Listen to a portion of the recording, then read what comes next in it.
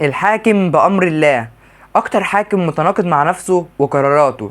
منع الحج والزكاة والصلاة في آخر أيامه، كان بيخلي الناس تعبده، وكان أغرب حاكم مسك مصر. ده مش غريب بس، ده غريب وغريب أوي كمان، وهنشوف عمل إيه قدام. طب يلا نشوف إيه الحكاية، بس ما تنسوش اللايك والسبسكرايب والشير عشان القناة تكبر. اسمه المنصور العزيز بالله المعز لدين الله الفاطمي، وكفايه كده عشان ده اسمه طويل قوي. كان سادس الخلفاء الفاطميين، وطبعا الدوله الفاطميه كانت تابعه للمذهب الشيعي الاسماعيلي. اتولد في 13 اغسطس 985 ميلاديا. اتولى الحكم بعد موت ابوه وكان عنده 11 سنه بس. تخيلوا بقى عيل يحكم مصر والشام والحجاز وجزء من العراق، طبعا هيبقى ليه حق يخربها طبعا. ابوه بقى قبل ما يموت وصى كاتم اسراره ودراعه اليمين برجوان الصقلبي، ووصى كمان الحسن بن عمار، وده كان حته تقيله في البلد، ووصاهم ان هم ياخدوا بالهم من المنصور. والمنصور طبعا اول ما مسك الخلافه سنه 996 راح الحسن بن عمار راح مسيطر على الحكم ومسيطر على المنصور. والمنصور بقى عنده اخت اكبر منه ب 16 سنه، وكان اسمها ست الملك، وما كانش عاجبها طبعا اللي بيحصل ده، وهي كانت ست شديده وب100 راجل. راحت جايبه برجوان الصقلبي وقالت له انت عاجبك سيطره الحسن بن عمار دي؟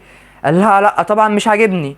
قالت له خلاص لازم نخلص منه، وفعلا مشوه وخلى المنصور كمان يعزله. وعمنا برجوان الصقلبي ما اختلفش عنه في اي حاجه، وقال انا بقيت واصي عليه لوحدي، وبدا يطمع ويسرق في البلد، وبقى راكن المنصور على جنب خالص وما بيسالش فيه حتى. بس ست الملك ما عجبهاش الوضع برضه، وقالت له يا منصور خد السيف ده، واول ما برجوان الصقلبي يدخل اقتله عشان هو وحش. وفعلا قتله، والمنصور قتل رجالته عشان ينفرد بالحكم لوحده. وفعلا انفرد بالحكم لوحده سنة 1000 ميلاديا، وكان عنده 15 سنة وقتها. واللي حواليه طبعا قعدوا يخوفوه من ست الملك اللي هي اخته، ويقولوا زي ما قدرت تخلص من اللي قبلك هتقدر تخلص منك وبسهولة، انت لسه صغير والكلام ده. وراح طبعا مصدقهم، ما كله بقى عمال يتأمر عليه يا جت عليها، وقلب على اخته جامد وبقى يتهمها في شرفها كمان. وقتل قاضي القضاة ملك بن سعيد عشان طلع كلام ان هو بيروح لست الملك اسرها. المنصور راح قال له خلاص تقطع لسان كل اللي قال الكلام ده، فرفض طبعا، راح قتله. وعلى فكرة ده كان صاحبه جامد على فكرة يعني. والمنصور بقى بيعشق القتل حرفيا، اللي هو يصحى من النوم حد عايز يتقتل النهارده، لدرجة يقول ان الوزراء اللي ماتوا في عهد موتة طبيعية يتعدى على الصوابع، والباقي كله بيتقتل. واللي كان بيفلت من القتل كان بيقطع لا اما مناخيره لا لسانه لا ايده. هتقولي طب ليه بيعمل كده؟ اقول لك معرفش. وزي ما قلنا طبعا في الاول ان المنصور كان متناقض جدا مع نفسه وفي قراراته. كان بيطلع بالليل يتمشى بحصانه ويسمع شكاوي الناس ويعرف مشاكلهم بنفسه، وكان ما بيسرقش من مال الدولة ابدا ولا بيجي جنبه حتى، وكان لبسه عادي جدا جدا جدا. بس المنصور بقى كان عليه شويه قرارات متناقضه جدا وعجيبه، لا ده عجيبه بالقوي كمان، يلا نسمعها دلوقتي مع بعض. يعني مثلا قال ان الستات ما تطلعش من البيت خالص، ومنح كمان الملوخيه، وده بسبب ان سيدنا معاويه بن ابو سفيان كان بيحبها. وبعد كده قال لهم خلاص هبقى اكلوها، بس لازم تاكلوها مع ارنب.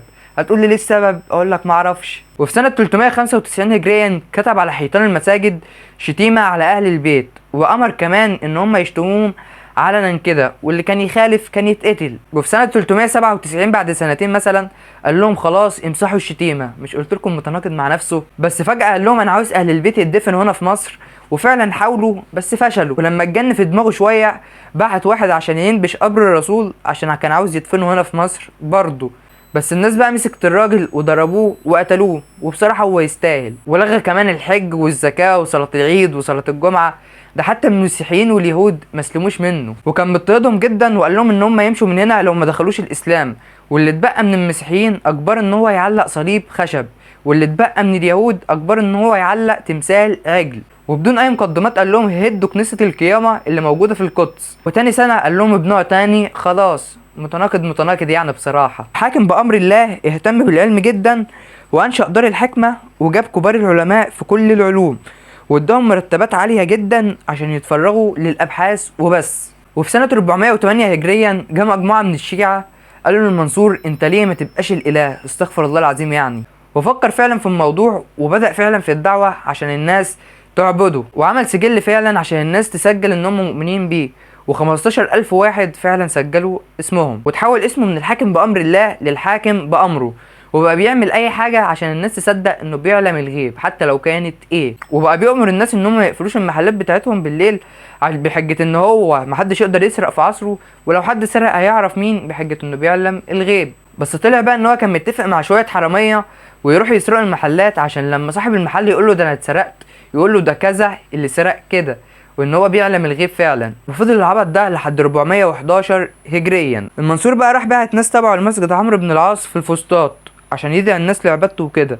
بس طبعا المصريين كانوا سنة، راحوا ماسكين الناس دي وضربوهم علقة موت. وبعد اللي حصل ده المفروض ان هو يسكت، راح بقى الجنود من الاتراك والفرس وراحوا ولعوا في البلد 3 ايام ويقتلوا في الناس. ست الملك بقى كانت مختفية فترة وسايبه المنصور براحته لحد ما جه موضوع الحريق ده، وقالت لا ده ما يتسكتش عليه، واتفقت مع القائد حسين بن دواس على قتل المنصور. ولما خرج بالليل عشان يمشي بحصانه اختفى، وقال ان هم لقوا العبايه بتاعته بس وعليها دم. والناس بقى راحت لست الملك عشان يسالوها على المنصور وقالوا لها هو فين، قالت لهم هيجي بعد ايام. وراحت جايبه لعلي بن منصور وقالت له انت من النهارده الخليفه واسمك الظاهر العزيز دين الله. في اليوم السابع لاختفاء المنصور خرج الظاهر للناس ولابس لبس مرصع بالجواهر والألماس ولابس تاج الخليفة يوم عيد الأضحى سنة 411 هجريا. طبعا بايعوا الشعب والجنود دول اللي ست الملك رشتهم بمليون دينار، وسيطرت ست الملك على البلد شوية وظبطت الدنيا من اللي عمله اخوها. وكمان لان ابنه كان صغير عنده 16 سنة